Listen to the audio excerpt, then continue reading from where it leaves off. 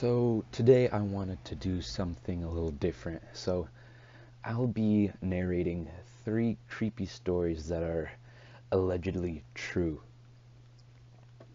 So the first one is called This is Maria. So my husband and I live in a small unincorporated town on the outskirts of a bigger city. Although we are almost 50 years old, we are 30 to 40 years younger than any of our near neighbors. Most of them have grandchildren who visit regularly and drive them wherever they need to go. Not so for the man I usually just called Professor. His wife, Elena, died 12 years ago. I only knew her briefly, but she and the professor were one of those life goals kind of couples. I loved spending time with them. They were so erudite and witty, and clearly still deeply in love. Elena's passing hit her husband hard. For the last year, he has been battling with cancer. With no bus service in our rural area, and cabs from town are expensive, and they have to take a long time, I ended up driving him to the doctors. The professor had been in the US since his 20s, but still retained a charming foreign accent. My name he pronounced as Anne. Usually when he phoned me, he would say, "Good afternoon, Anne." Sometimes he would call in the wee hours in pain, able only to gasp, "Anne." I would drop the phone and run to his house to help him with his meds or take him to the city's emergency room. He was adamant about not staying away from home. He knew the end was near and he wanted to go in his own bed. On October 1st at almost 4 a.m., my cell phone rang, showing the professor's number. When I answered, a strange voice asked, "Anne?" "Yes," I answered. "Professor?" "No," the voice giggled. "This is Maria. I'm talking him tonight." Then I woke up. I was sitting in a bed with a phone in my hand. My husband and our dog were sleeping soundly, so the phone hadn't really rung. Or had it? I started to call the professor, but if he was managing to get some sleep, I didn't want to disturb him. So I got up and dressed quietly, and the dog and I slipped out to the backyard. I could see the professor's house from there. No lights were on, and everything was quiet. I wasn't comfortable though, so I went ahead and dialed. 25 rings, no answer. Damn, I knew it. I went back in and woke up my husband. We walked to the house and knocked. Nothing. We had to phone the sheriffs. They broke in. The professor had died, seemingly peacefully in bed. Because of our unincorporated location, any of the chores which would have fallen into the professors and professionals in an urban area are taken up by the neighbors here. So that evening, with a deputy's supervision, the families on our block began to sort through the professor's papers. We needed the deed to his burial plot and any kind of will or link to distant relations. I looked through a small scrapbook of old photos that was on his nightstand. There was no Cousin Marco from Old Country or Nephew Bob NYC 1997. It was mostly pictures of Elena and the professor, and their never spoken of young daughter Maria, who had died in Oaxaca in 1971. Number 2. At my window. When I was little, it was just my mom and I in this tiny house in a small town. I have a freakishly good memory, so I can clearly remember the layout of my tiny room, which was the laundry room from the previous owners. It was a long and narrow, with just enough room for my crib against one wall and a window higher up on the other kind of room. Now, I've always hated windows at night. I won't look out them. I keep the curtains shut, or I just run past them. My fear has always been that I'll look out and see a face staring back. After a bad breakup in my early 20s, I moved back home with my mother, and after she observed this behavior, I told her of my weird paranoia. She kind of laughed and proceeded to tell me that when I was about 2, I would scream and scream that there was a man in my window. I had nightmares, so she didn't really think much of it, until one night she came in to shut me up, and there was a freaking man staring in the window. I looked at her like she was nuts. How could I have not known this? Then she continued to tell me how the man was the father of one of my really good friends growing up. He was known for peeping into single women's homes and windows. She also didn't tell me how I had a benign heart murmur, and when the doctor discovered it again in my early 20s, that scared the crap out of me too. Thanks, Mom. Number 3. 9/11 call. This took place when I was about 10 years old. My mom had rather quickly filed for divorce, but she only had a part-time job and made very little money. So finding a place to stay that was affordable and available immediately was tough.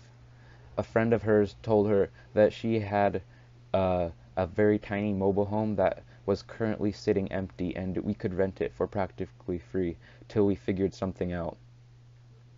I immediately didn't like the house. Part of this, I'm sure, was due to my parents' abrupt divorce and having my life turned upside down, but it was also just the way the house was itself. We lived in a mountain town, and this mobile home was way up a steep mile-long driveway. Beautiful pine trees surrounded it, but the house itself looked abandoned and out of place. It had 2 bedrooms and 2 bathrooms, so my brother and I shared a room, and my mom took the bedroom with the attached bathroom. It was a very 70s room, and the home itself was really old. With windows and wood and everything dating back to half a century ago, it was very odd living in here, and there were also lots of holes in this house, and they were really badly patched up. For whatever reason, I immediately refused to use the hallway bathroom. I wouldn't even step into it. My mom never really asked me why or questioned it, but let me use her bathroom. Anyways, my mom was gone a lot and trying to find whatever work she could, so I would be home a lot after school and on the weekends. Each time I received the 9/11 call, I was by myself. My mom always told us not to answer the door, but we should always answer the phone in case it was her. So when the phone rang one afternoon, I figured it would be my mom since no one else really had our phone number yet. There was a woman on the phone who sounded very concerned. "Hello, this is 9/11 returning your call. We received your call, but we got disconnected," the woman said. I immediately started feeling sick. I told her that I did not call 911, and she asked me if there was anyone else in the house who might have called. I said I was home alone, but I started to get really worried that maybe I wasn't. She said she would dispatch police to our address and make sure everything was okay.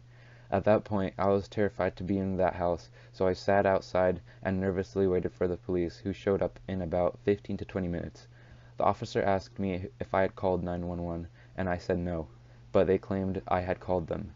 The officer just sort of shrugged and said, this kind of stuff happens, and you shouldn't worry. They say that it happens sometimes and that the numbers can get mixed up, but usually it just doesn't happen." He kind of just gave me a glance and he walked around and outside the house and then left. I tried to convince myself the officer was right. It just got mixed up, and as unlikely as it seemed, it probably was true. About a month later, the same thing happened. I got another phone call from 911 saying they had received a phone call from my number. I told them again that it must have been a mistake. The woman on the phone scolded me a bit, telling me that 911 wasn't something to play around with and I was preventing people from getting help. She didn't dispatch any police this time. Again, I was really worried that someone was in the house, so I cautiously checked everywhere and made sure all the doors were still locked. I don't know why, but I always get this feeling that the hallway bathroom door is open even if it's supposed to be closed. So I checked this time and I got a really eerie feeling by the time I got there. As I was checking the house, I just knew someone was in that bathroom. I was terrified. Part of me felt like I needed to go open the door just to check, maybe to prove myself wrong, but I was too afraid. So I just sat in the living room watching that door. It was so quiet in the house, just so eerily quiet.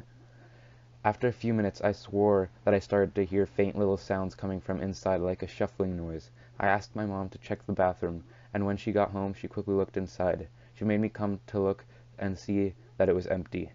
I was letting my imagination get the better of me. The 911 happened 3 more times in the coming months, and only when I was home alone. The 4th time, the dispatcher told me I could face criminal charges for what I was doing, and they would contact my parents. I hung up the phone, sobbing and terrified. I had that feeling like someone was in the house again, but if I called 911, they probably wouldn't even show up. I felt like a little girl who cried wolf, only it wasn't me. It was like someone was playing a horrible, twisted joke on me. I sat on my bathroom door, again hearing noises like someone was dragging their fingers across the door, just creeping ever so slowly. I decided my mom was right, and I was probably just letting the imagination of mine get ahead of me. I decided to try and leave the bathroom door open so I couldn't get so freaked out and I wouldn't think that someone was in there. Then I got my 5th 911 call. This time, though, I hung up the phone with the dispatcher and the bathroom door slammed shut. I ran all the way down our steep driveway and found a place to wait till my mom pulled up in the drive. When she arrived, she was angry with me for leaving the house, but she saw how upset I was. I think maybe she thought I was acting out due to stress from the divorce. I refused to be alone in the house again, though, so we worked it out and said that I would stay at school or go to a nearby friend's house until she got off of work. Not long after this, we would notice that my mom's friend would need to go to move out of the house because she said her mom needed a place to stay. So I was grateful to be moving out. I told my mom she needed to tell her friend that something was wrong in the house, but my mom thought that it was ridiculous. I moved around a lot for the next few years trying to forget this house. It wasn't until I was much older that I really thought about it. I witnessed an accident and had to call 911, and fear and paranoia all came flooding back. I decided to do some research, which I honestly wish I hadn't. A few years before we moved in, a woman was killed in that house in some kind of domestic dispute. It was days, though, before she was found shut up in the bathroom.